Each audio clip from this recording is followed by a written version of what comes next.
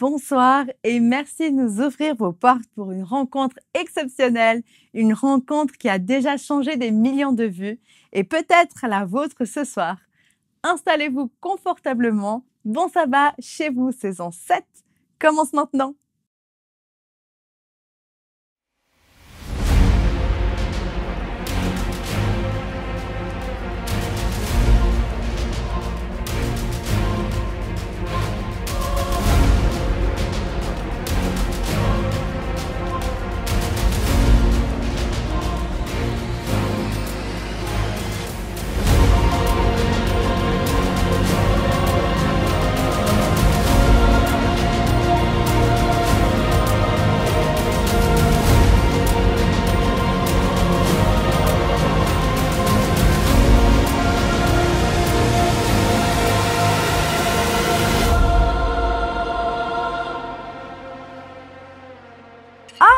Heureux de vous retrouver pour un nouveau numéro de Bon Sabbat chez vous.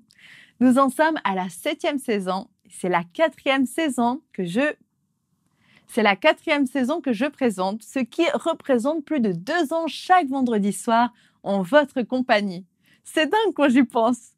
Après tant d'années, franchement, je me sens un peu en famille. Alors, je me permets de me remettre à l'aise devant vous pour commencer ce sabbat en l'honneur de notre Père en commun, notre Père céleste, Dieu. Vous êtes prêts? On y va. Tes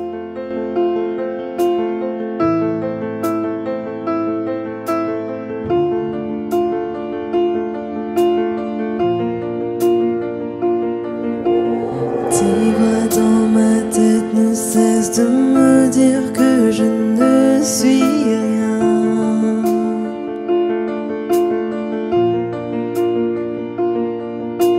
Tous ces mensonges m'amènent à croire que je n'y arriverai pas.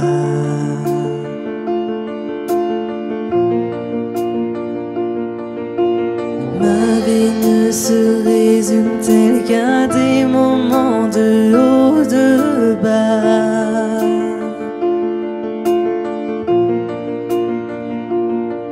Rappelle-moi encore qui je suis, Père, tu sais que j'en ai besoin. Tu dis que tu m'aimes quand je ne ressens rien. Tu dis que je suis fort même quand je me sens faible. Tu dis que tu me tiens même si je crois tomber. Quand je me sens oublié, tu dis que je suis à toi. Oh oui, je crois. Oh oui, je crois.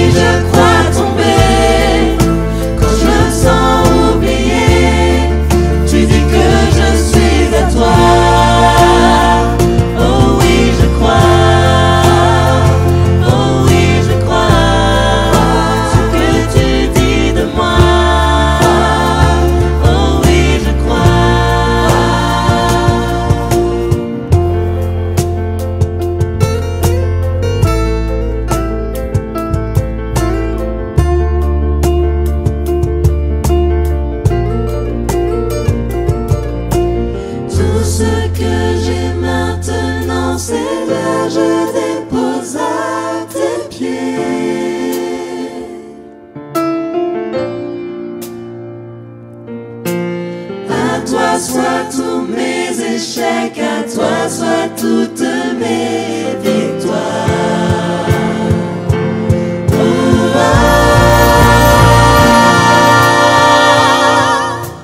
Tu dis que tu m'aimes, je ne ressens rien.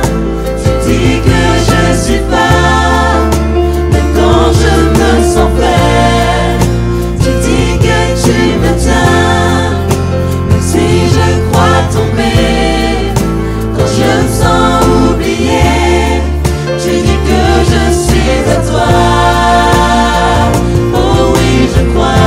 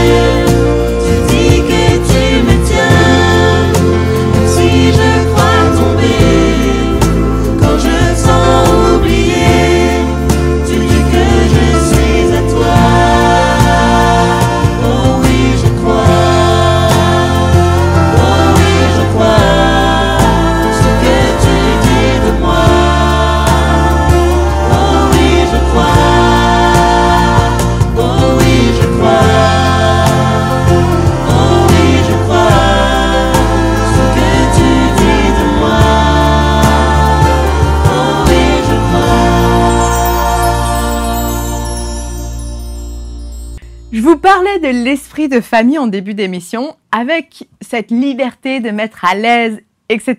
Mais peut-être que pour certains, la comparaison n'était pas la plus adaptée, car la famille n'est pas le cercle le plus intime ni le plus accueillant. Et j'entends bien. Selon certaines statistiques, 68% des femmes et 50% des hommes rencontrent des problèmes psychologiques à cause du stress de leur famille, dans leur famille. Plus de 50% des violences physiques et psychologiques connues ont lieu dans le cadre de la famille proche. Et près de la moitié des jeunes entre 18 et 24 ans déclarent connaître des tensions avec leurs parents. Le tableau n'est pas idyllique et ce n'est pas notre invité du jour, Roberto Badenas, qui dira le contraire. Roberto Badenas est, entre autres, pasteur à la retraite et auteur de plusieurs livres sur des thèmes bibliques et aussi sur la famille. Il a écrit notamment Rencontres décisives, dont s'inspire notre émission dans cette saison. Il y présente des rencontres marquantes, Jésus avec des personnages de la Bible, et ce soir, il nous livre ses réflexions sur un moment entre Jésus et sa famille, avec qui la relation n'est pas forcément toute rose. Alors laissons la porte à notre invité pasteur Badenas, ce spécialiste de la Bible et des relations familiales pour nous éclairer.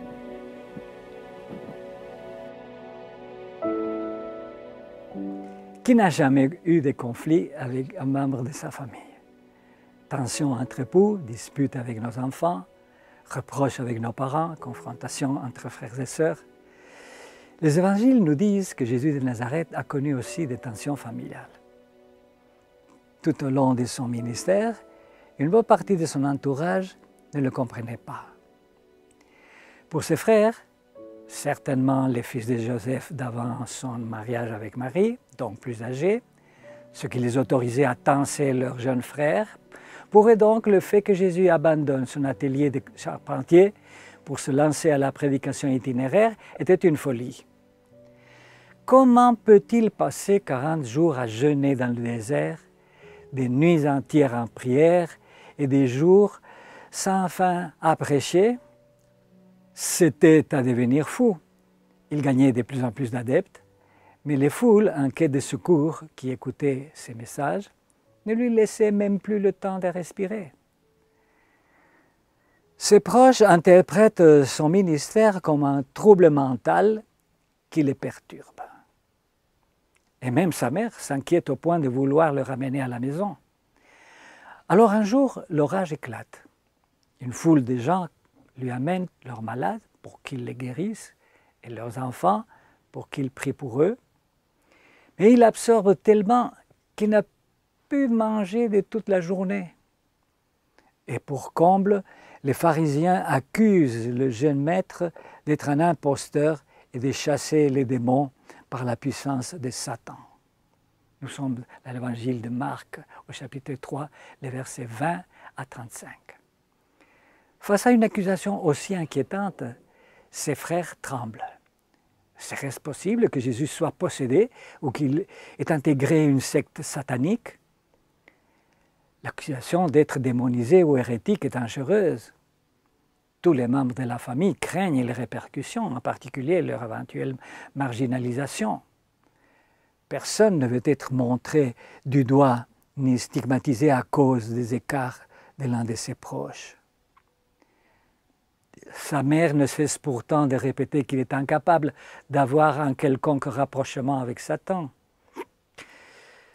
L'explication qu'elle s'efforce de défendre est que le jeune homme est épuisé, plus maître de ses émotions, et qu'il est urgent pour lui de rentrer à la maison pour se reposer. Animée par les meilleures intentions du monde, Marie ne se rend pas compte que dans son amour protecteur de mère poule, laisser entendre à son entourage que le pauvre garçon a perdu la raison entrave le ministère de son fils. Elle ne cesse de répéter à qui veut l'entendre « Jésus est un très bon garçon, mais il ne va pas bien. Il est hors de lui. Nous sommes venus pour le ramener à la maison. » Même l'amour de nos êtres les plus chers peut être un frein dans nos vies, voire destructeur, notamment quand il devient possessif, quand il ne respecte plus ni la liberté ni la personnalité de l'autre. La pression des proches du maître est si insistante que finalement, quelqu'un s'effraie un passage dans la foule pour aller lui transmettre leur message. « Maître, ta mère et tes frères sont ici dehors et ils te cherchent. » Le maître suspend son discours et s'exclame « Qui est ma mère et qui sont mes frères ?» Question choquante pour ses auditeurs, car le maître sait très bien qui sont ses plus proches parents. D'ailleurs, tout le monde le sait aussi. Il est évident que la question de Jésus ne cherche pas à éclairer son ignorance ni ses doutes, donc qu'elle est d'une autre nature. Qui sont ma mère et mes frères pour se permettre d'interférer dans mon ministère? Qui sont-ils pour s'immiscer dans ma relation avec Dieu ou pour s'opposer à ma vocation? Les liens familiaux qui m'unissent à eux ne leur donnent pas le droit de contrôler mes décisions concernant ma vie spirituelle. Mais l'on peut aussi comprendre cette question dans un autre sens, un peu plus personnel. Qui est ma mère, qui sont mes frères, eux que je croyais bien connaître dans leur affection pour moi. Je ne les reconnais pas dans leur attitude d'opposition à ma vocation. Ma mère, j'ai pensé d'avoir toujours inconditionnellement avec moi. Je croyais que mes frères m'aideraient à mener à bien mon ministère ou mon projet de vie comme j'ai tenté de les soutenir dans les leurs. C'est douloureux de constater ces attitudes hostiles chez les miens. J'aimerais vraiment que ma famille me soutienne. Il est clair que cette exclamation de Jésus exprime sa douleur, blessé au plus profond de ses besoins affectifs.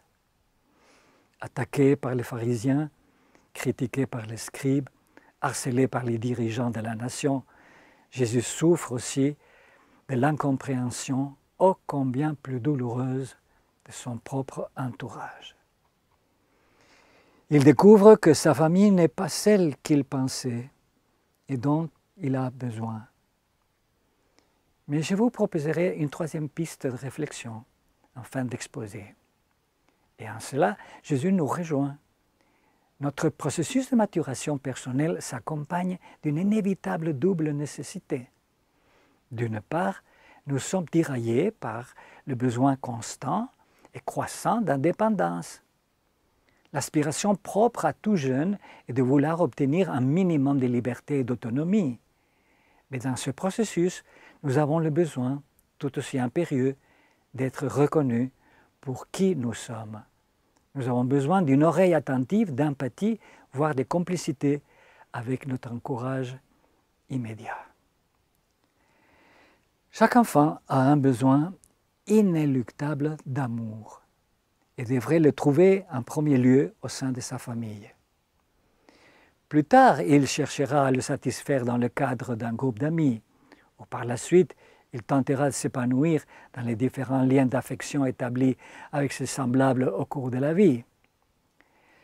Dans cette période où le jeune essaye de suivre ses propres désirs, qui ne répondent pas forcément aux attentes de ses aînés, il a besoin de se sentir aimé inconditionnellement. C'est une période délicate aussi pour les parents qui doivent faire confiance à leur jeune tout en essayant de prévenir que celui-ci ne s'embarque pas dans une expérience qui le casserait. Pas facile de rester à ses côtés sans reproche. Et si l'expérience a des conséquences négatives, d'être là pour l'encourager et l'aider à réparer, à rebondir. Cela a été aussi le cas de Jésus et de ses parents depuis très tôt. Pour les jeunes, franchir le pas de la dépendance à l'indépendance n'est pas évident. De plus, il faut beaucoup de courage et de détermination pour décider de suivre un chemin en marge de celui de sa famille. Alors, Jésus, qui sait cela, va donner une piste à Marie et à ses frères, ainsi qu'à tous ceux qui l'entouraient à cet instant, par une formule, nous l'avions déjà dit, choquante au premier abord. Vous êtes mes frères et sœurs, ma famille d'adoption. Vous êtes ma véritable famille, vous qui m'écoutez. Avec cette déclaration, Jésus ne remet pas en question sa famille biologique, mais il l'oriente vers ce qui manque entre lui et eux, un lien spirituel. Le message de Jésus pour nous est clair. Nous avons un rôle à jouer dans nos familles, plus ou moins dysfonctionnelles, depuis le fossé créé entre Dieu et nous par nos premiers parents. C'est de devenir famille pour d'autres, d'assumer le rôle du maillon manquant pour que ceux qui n'ont pas de famille puissent en avoir une. Peut-être pas idéale, mais au moins fonctionnelle. Les disciples de Jésus sont appelés à remplir auprès de l'orphelin, de l'abandonné ou du solitaire, le rôle de mère, de père ou de frère qu'il n'a pas, de fils qu'il a perdu, d'amis qui lui manquent, de neveux ou de petits-fils qu'il n'aura jamais. Nous sommes tous membres de la famille de Dieu. Dieu veut bénir, littéralement faire du bien, toutes les familles de la terre. Ses disciples, ses frères et sœurs, dans la foi, sont appelés à transmettre cette bénédiction spirituelle dont l'humanité a un si profond besoin. Il n'y a pas longtemps, j'ai lu qu'au Japon, il est possible de solliciter les services d'une famille de location pour quelques jours ou quelques heures. La plupart des clients qui commandent la visite d'une famille sont des personnes âgées, souffrant de solitude et qui s'inventent une famille idéale dont ils parlent à leurs voisins. Un groupe d'acteurs, choisi par le client selon ses besoins et ses goûts, va le visiter en agissant comme s'ils étaient sa véritable famille, ses vrais enfants et petits-enfants. Les acteurs racontent qu'ils se sentent souvent si émus par ce qu'ils vivent qu'ils finissent par créer des liens d'affection avec leurs clients en dehors de leur travail. L'une d'entre eux, Madame Suzuki, rapporte que les acteurs ont tellement bien répondu à ses attentes qu'elle les a adoptés comme s'ils étaient sa véritable famille. Et quand elle n'en peut plus, elle les appelle et ils continuent à se voir au fil des années. À la suite du Christ, nous sommes tous appelés à former déjà la famille dont chacun a mutuellement besoin. Une parenté à améliorer, certes, car même si nous avons parfois honte de nos proches, Jésus n'a jamais honte de nous appeler frères. Hébreux 2:11. Jésus nous apprend à être source d'amour pour les mal-aimés, source de grâce pour les malheureux. En Jésus et par sa puissance, nous pouvons tous participer à la famille de Dieu de manière à être une bénédiction les uns pour les autres. Veux-tu être un vrai frère ou une vraie sœur de Jésus? Alors, commence à chercher pour qui tu peux l'être, là, tout près de toi, dès maintenant. Bon sabbat chez vous.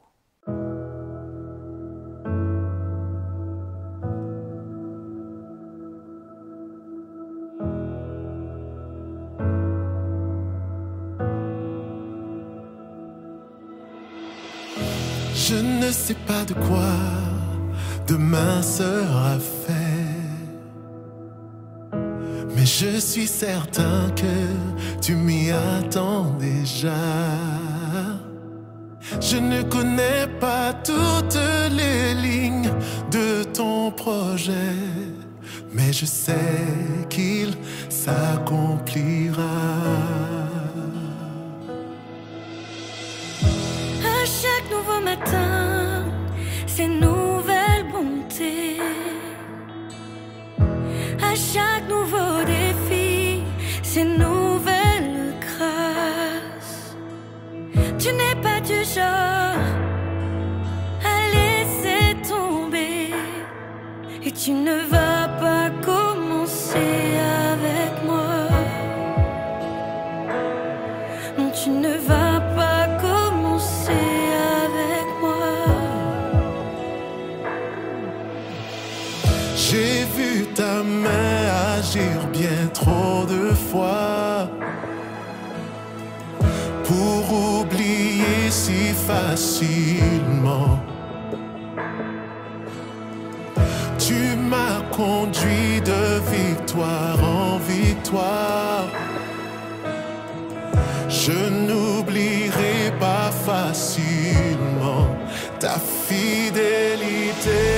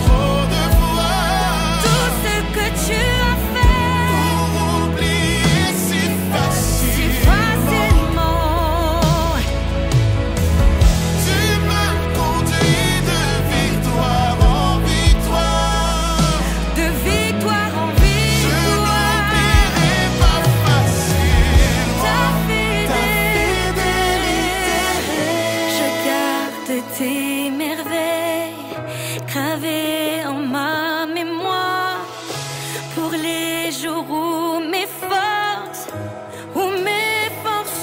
font rare.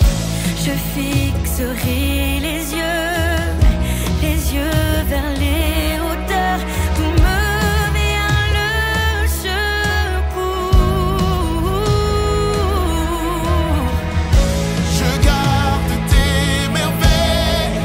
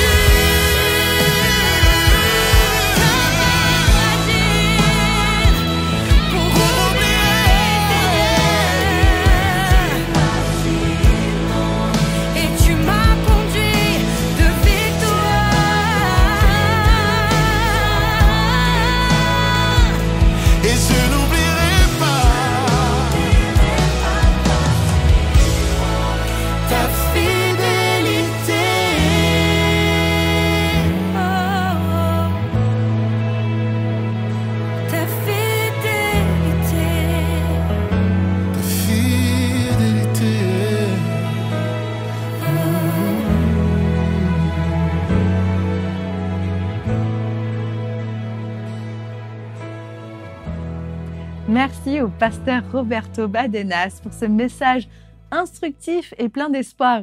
Et pour découvrir et acquérir ces ouvrages, rendez-vous sur le site web de la librairie Vie et Santé, vie-santé.ch.